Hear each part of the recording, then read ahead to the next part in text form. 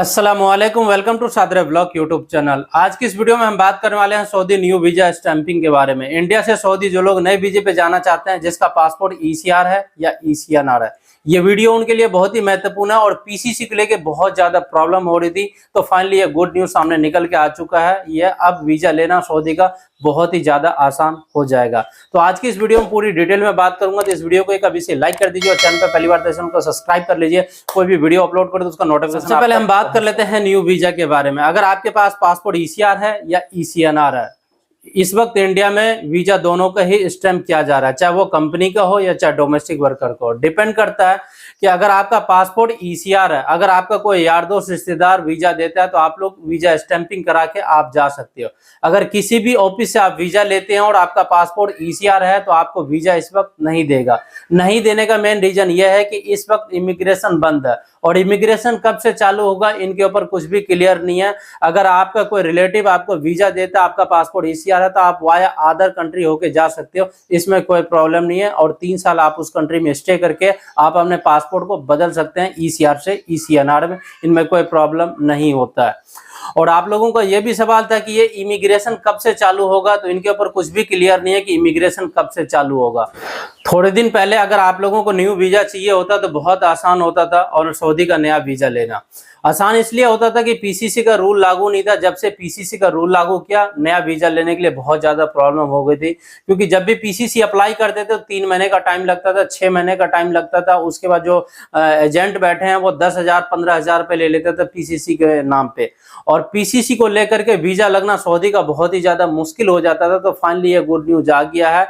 अब सऊदी अगर आपको जाना है नए वीजे पे तो अब आपको पीसीसी लेने की जरूरत नहीं है। पीसीसी का जो प्रोसेस था उसे खत्म कर दिया है। आप विदाउट पीसीसी आप वीजा स्टैंपिंग करवा के आप सऊदी काम के लिए जा सकते हैं।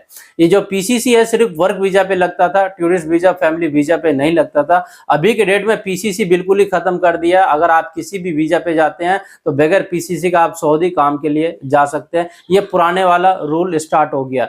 अगर आप चाहे दिल्ली से वीजा स्टैंप कराएं या मुंबई से स्टैंप कराएं, आप कहीं से भी हिंदुस्तान में वीजा स्टैंपिंग कराते हैं तो आप पीसीसी नहीं लगेगा। हिंदुस्तान क्या, अगर आपकी दुनिया के किसी भी कंट्री से अगर आप वीजा लेते हैं सऊदी का, तो अब आपको पीसीसी नहीं देना पड़ेगा। तो ये बहुत ही अच्छा और गुड न्यूज है, क्योंकि बहुत से ऐसे भाई लोग थे जो कि पीसीसी को लेकर के बहुत ज्यादा फंसा हुआ था। अगर हम इस वक्त डॉक्यूमेंट की बात करें तो नॉर्मल डॉक्यूमेंट लग रहा है वीजा स्टैंपिंग का। अगर आपका कोई यार दोस्त रिश्तेदार आपको वीजा देता है तो आपके पास जिस फील्ड में जा रहे हैं, सपोज अगर आप ड्राइविंग में जा रहे हैं तो आपके पास ड्राइविंग लाइसेंस होना चाहिए।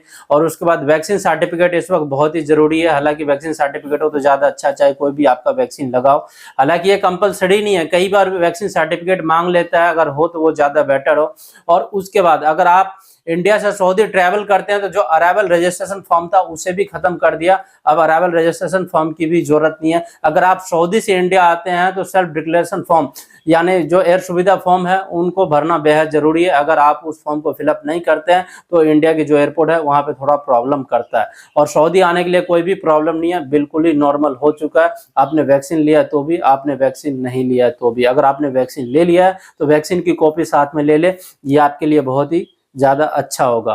कुछ भाइयों का यह भी सवाल था कि मैं सऊदी में काम कर रहा था और सऊदी से इंडिया छुट्टी पे आया हूँ, आए हुए मुझे 2 साल हो गए या 3 साल हो गए, क्या मैं दोबारा जा सकता हूं? अगर आप सऊदी से छुट्टी आते हैं तो आपके ऊपर 3 साल का बैन लगता है। जो 3 साल का बैन है, जिस डेट में आपका वीजा खत्म होता है उसके 60 दिन बाद से काउंट किया जाता है। बेशक अगर आपका इकामा 1 साल वैलिड है तो इकामा काउंट नहीं किया जाएगा, जो वीजा की डेट है वो काउंट किया जाएगा।